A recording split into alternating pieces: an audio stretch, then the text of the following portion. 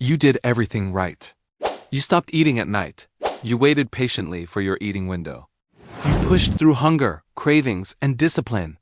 And yet, the scale went up, not down. That moment hits hard. It feels unfair. It feels broken. And it makes you wonder if your body is working against you. But here's the truth most people never hear.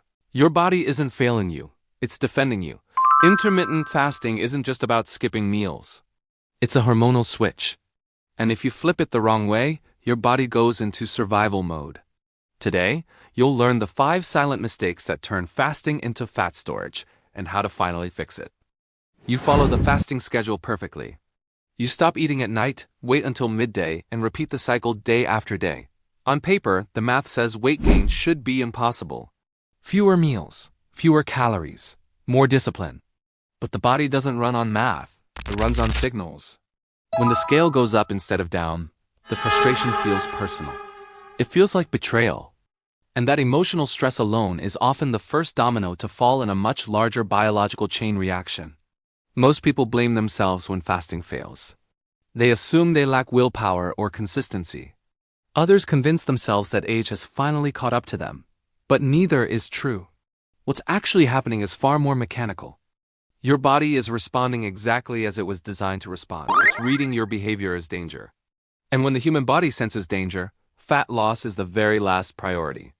Intermittent fasting is not a calorie-cutting trick. It's a hormonal negotiation. Every hour you fast sends chemical messages through your bloodstream. Some of those signals tell your body to burn stored fat. Others tell it to shut everything down and prepare for survival. When people fail at fasting, it's rarely because they didn't fast long enough. It's because they unknowingly sent the wrong signals at the worst possible times. When the body believes food is scarce and stress is high, it activates emergency systems that evolved thousands of years ago. Muscle becomes expendable. Fat becomes sacred. This is why people often lose strength and firmness while gaining belly fat. The body isn't being stubborn. It's being protective. From an evolutionary standpoint, this response kept humans alive during famine. In modern life, it keeps people frustrated and confused. One of the biggest misunderstandings about fasting is the idea that hunger is the enemy. Hunger itself isn't dangerous. But the way people respond to hunger often is. The uncomfortable sensations during fasting aren't just cravings. They're withdrawal signals from decades of constant sugar and quick energy.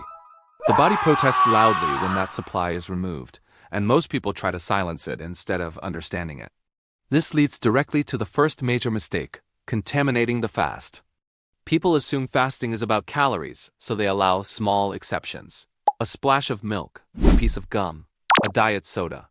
It feels harmless because the calorie count is low. But fasting doesn't care about calories. It cares about insulin. And insulin responds to taste, not math. Insulin is the gatekeeper hormone. When it rises, fat cells lock themselves shut. Nothing gets released. Even tiny insulin spikes are enough to halt fat burning completely. Sweet taste alone can trigger insulin release through a neurological response before food even enters the stomach. This means you can technically be fasting while hormonally stuck in feeding mode. This is why dirty fasting is so deceptive. You feel hungry, you feel restricted, you endure the discomfort, but you get none of the benefits. Fat burning remains locked, energy stays low, stress builds. Over time, the body learns that fasting equals threat. Instead of adapting, it resists harder. What feels like discipline becomes biological sabotage. Many people manage to fix the morning fast but run straight into the second mistake when it's time to eat. After hours without food, the body is extremely sensitive. Cells are depleted and eager to absorb nutrients. This moment is powerful and dangerous. What you eat first determines whether the fast helped or harmed you. Breaking a fast with sugar-heavy foods floods the bloodstream with glucose. The pancreas responds aggressively, releasing a surge of insulin to protect the body. That insulin doesn't just manage blood sugar, it prioritizes storage. The faster sugar enters the blood, the faster it gets locked away, often as fat. The body isn't being inefficient. It's doing damage control.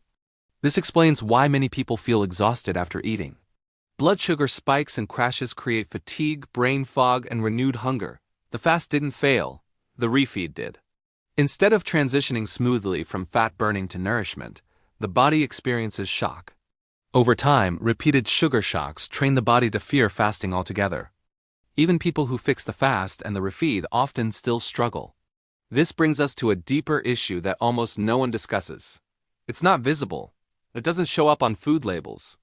And it has nothing to do with willpower. It's a chemical reaction driven by stress, especially in people over 40. Cortisol is the body's primary stress hormone. It's essential for survival, but devastating when chronically elevated. Fasting itself is a mild stressor. When combined with poor sleep, caffeine overload, work pressure, and life responsibilities, cortisol stops being helpful. It becomes destructive. And when cortisol stays high, fat loss shuts down completely. High cortisol tells the liver that survival is at risk. The liver responds by creating emergency fuel through a process called gluconeogenesis. This process doesn't pull energy from fat first, it targets muscle tissue. Muscle is broken down, converted into glucose, and released into the bloodstream. This raises blood sugar and insulin, even without eating. This creates a cruel paradox. You're fasting. You're eating less. Yet insulin remains elevated. Fat storage continues. Muscle disappears. The body becomes softer, weaker, and metabolically slower. This is why people feel skinny fat. Their weight may not change much, but their shape does, and not in a good way. Trying to fix this by eating even less makes things worse. Chronic undereating forces the body into adaptive thermogenesis. The metabolism slows intentionally. Energy output drops. Body temperature lowers. Hormones decline.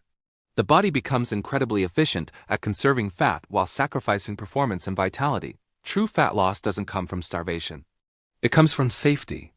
When the body feels safe, it releases stored energy willingly. When it feels threatened, it hoards. This is why calm, consistent fasting works better than aggressive restriction. The goal isn't deprivation. It's metabolic trust. Once stress hormones are controlled, fasting unlocks its most powerful benefit: cellular repair. This happens through a process called autophagy. During fasting, damaged cellular components are broken down and recycled. This isn't muscle loss. It's internal cleanup.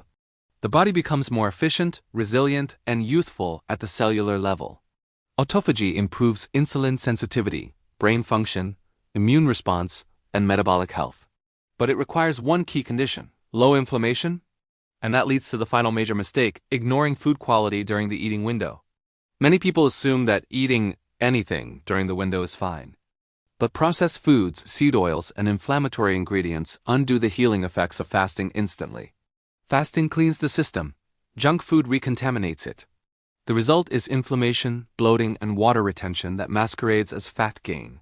Inflammation also impacts the brain. When inflammation drops, mental clarity rises. Mood stabilizes. Energy becomes steady instead of frantic. This is why successful fasting feels calm, not chaotic. Jittery energy is stress. Clear energy is metabolic health. 6 months from now, fasting shouldn't feel like punishment. It should feel natural.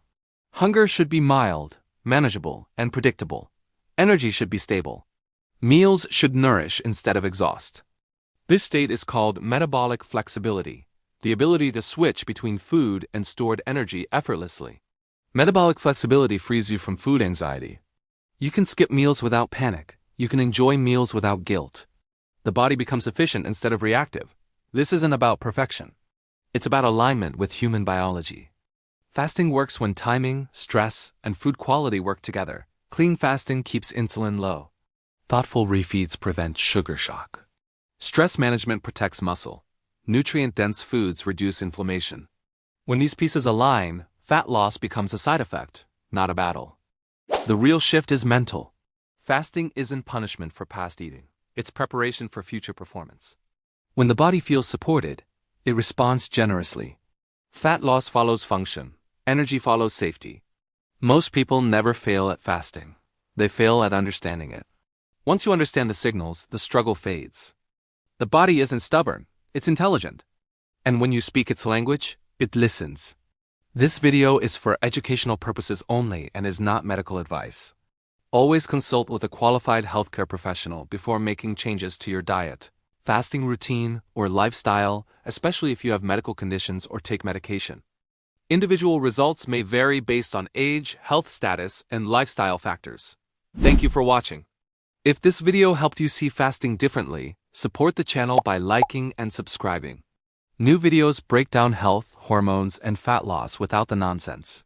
Click the next video on your screen to learn exactly what to eat to break a fast without spiking insulin.